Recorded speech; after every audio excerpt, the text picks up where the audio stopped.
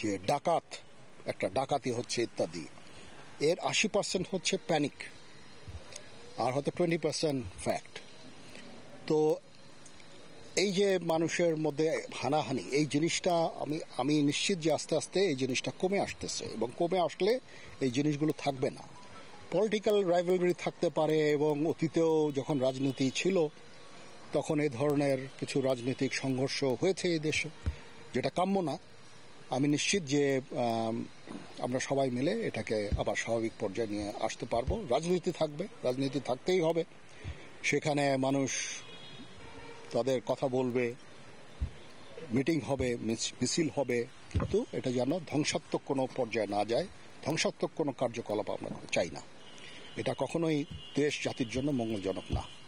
এখন আমরা চেষ্টা করছি, ওনারা আবার আরেক কাজ করছেন, সেটা ঠিক হবে না।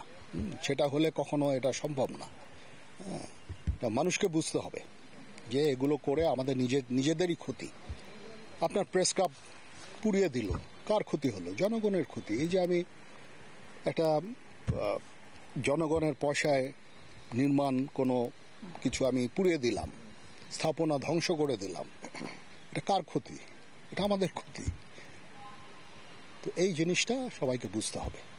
আমি আশা করি যে এই জিনিসগুলো আবার নর্মাল হয়ে আসবে, এবং আমি অনুরোধ করব সমস্ত রাজনৈতিক দলগুলোকে তারা যেন শান্তিপূর্ণভাবে তারা তাদের কার্যক্রম চালিয়ে যাক, কোনো ধরনের যেন ধ্বংসাত্মক কোনো কাজ না করে।